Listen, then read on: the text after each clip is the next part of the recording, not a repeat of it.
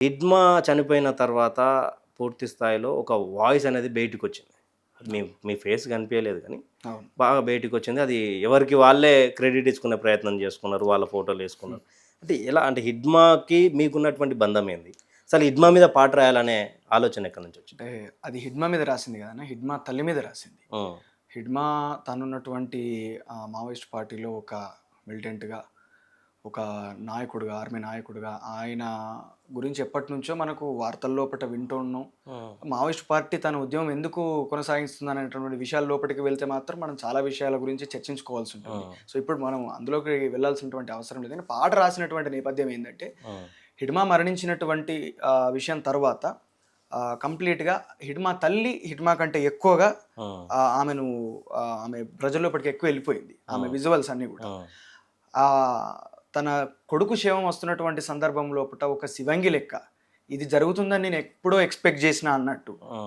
ఇప్పుడు ఏం బాధపడి ఏం లాభం అన్నట్టు. హ్మ్. ఇట్లాంటి వీరులు ఎందరో ఒరిగిపోయిండ్రు. అయినా ఈ ఉద్యమం ఆగది అన్నటువంటి ఒక ఆలోచనల తల్లి నడుచుకుంటూ వచ్చినట్టు మాకు కనబడ్డది. హ్మ్. నేను చూసినప్పుడు ఏందంటే ఒక శివంగి నడుస్తున్నట్టు ఒక ఆత్మస్థైర్యాన్ని చూసినప్పుడు చాలా ఆశ్చర్యం అనిపిచ్చి, హ్మ్.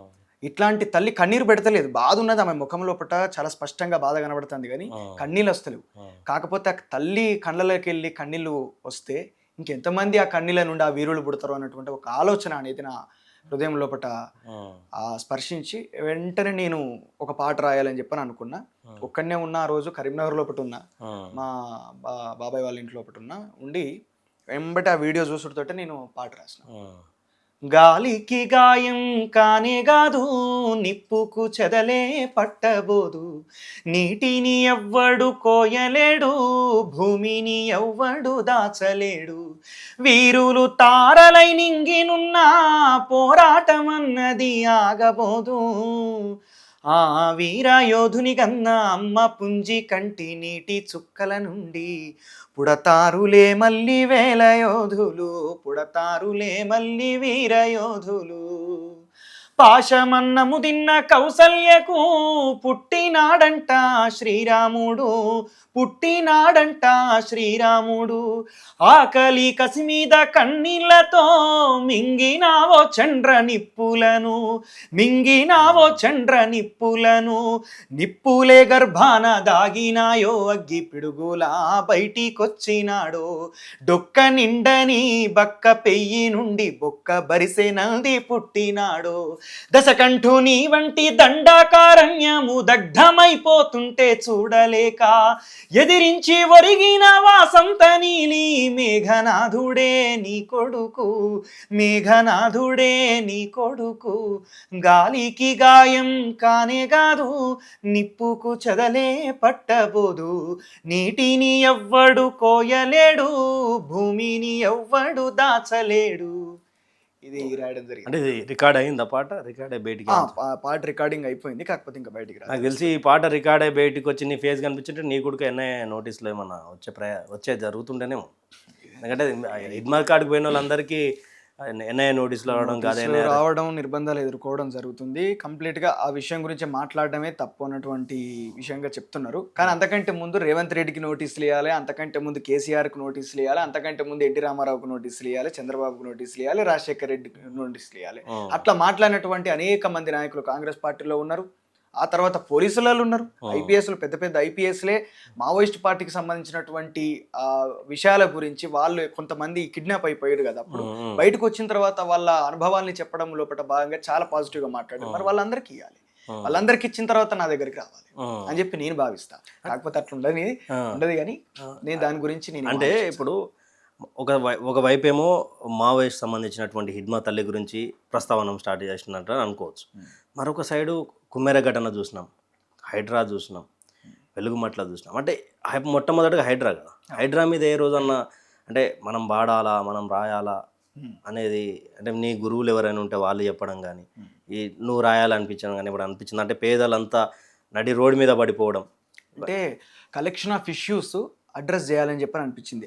ఎప్పుడంటే ఒక సంవత్సరం పాలన అయితే చూడాలి గదా! హ్మ్. కొత్తగా ఇప్పుడు వాళ్ళు రేవంత్ రెడ్డి ఆహ్, తాను ఎప్పుడు గూడా లెజిస్లేచర్ లోపట అంటే ప్రభుత్వం లోపట భాగంగా పనిజేయలేదు. హ్మ్. ఆయన ఒక ఎమ్మెల్యేగా, ఎంపీగా చేసుండొచ్చు గానీ ప్రభుత్వం లోపట ఉండి పనిజేయలేదు గాబట్టి కాబట్టి కొత్తగా వచ్చారు, సరే కొంత మార్పు ఏదో ఒక రకంగా ఉంటుంది కావచ్చు. ఈ కొత్తగా ఏర్పడినటువంటి రాష్ట్రం లోపల కాంగ్రెస్ ఇంతవరకు అధికారంలోకి రాలేదు, ఎంతో కొంత మార్పు ఉండొచ్చులే, రేవంత్ రెడ్డి అన్ని ఇష్యూస్ని అడ్రస్ చేస్తున్నాడు కదా, కాస్త ఆలోచనతోటి అవగాహనతోటి మాట్లాడుతున్నాడు కదా, జనాన్ని కలుస్తున్నాడు కదా, ఎంతో కొంత ఉద్యమకారులతో కలిసి పనిచేస్తున్నాడు కదా అన్నటువంటి భావనతోటి ఎంతో కొంత మార్పు వస్తుందని చెప్పి ఒక ఆశాజనకమైనటువంటి సూచనలు అనేవి కనబడ్డాయి.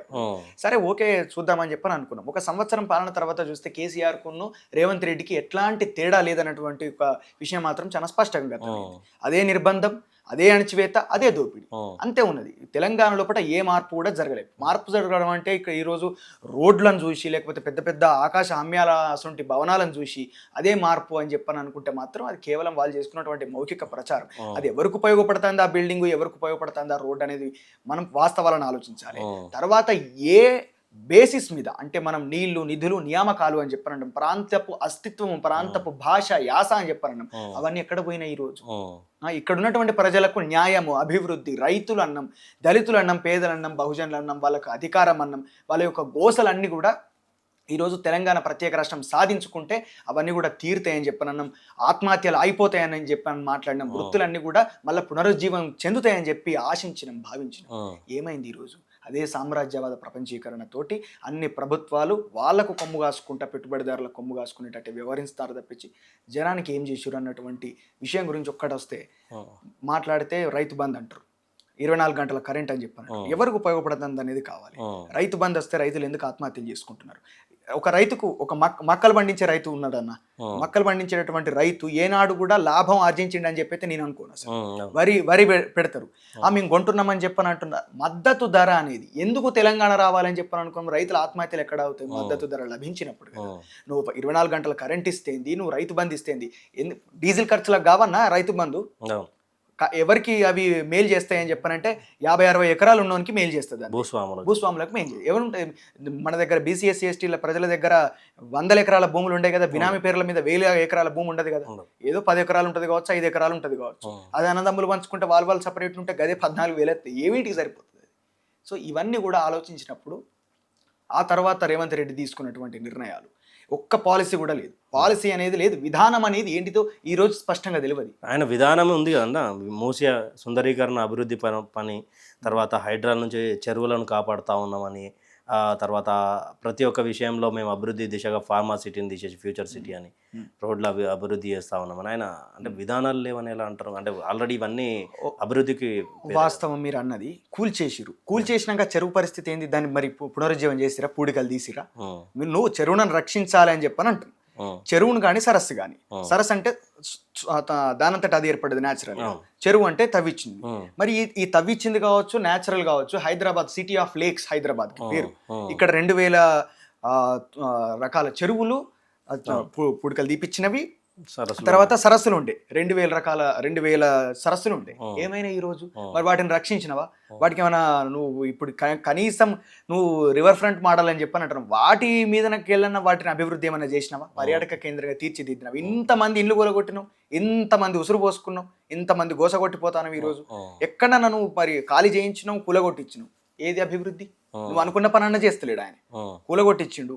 మరి వాటి పునరుజ్జీవం ఏది?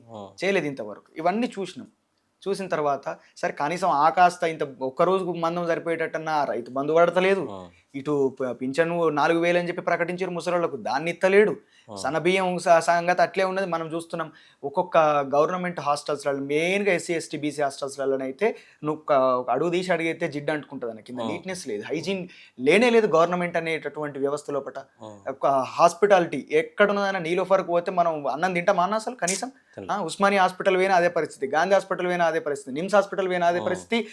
మొత్తం కంప్లీట్గా తెలంగాణలో ఉన్నటువంటి హాస్పిటల్స్కి, గవర్నమెంట్ హాస్పిటల్ ఎక్కడికి పోయినా కానీ అదే పరిస్థితి. ఎక్విప్మెంట్ లేదు, డాక్టర్లు లేవు, నర్సు లేదు, స్టాఫ్ లేదు, మందులు లేవు, స్టెథోస్కోప్ లేదు, ఒక్కొక్క కాడ ఎలకలు తిరుగుతూ ఉంటాయి. మేము జనరల్ వార్డ్ అనుకున్నాం మహాత్మా గాంధీ ఎంజిఎం హన్మకొండ వరంగల్ హాస్పిటల్లో ఐసీయూ అట, అది మేము జనరల్ వార్డ్ కావచ్చు అని చెప్పి మేము అనుకున్నాం. అది ఐసీయూ అని చెప్పడం ఆశ్చర్యపోయినా. అది అంత దుర్మార్గమైనటువంటి పరిస్థితుల్లో హాస్పిటాలిటీ, ఎడ్యుకేషన్, ఇది విధానం అంటే.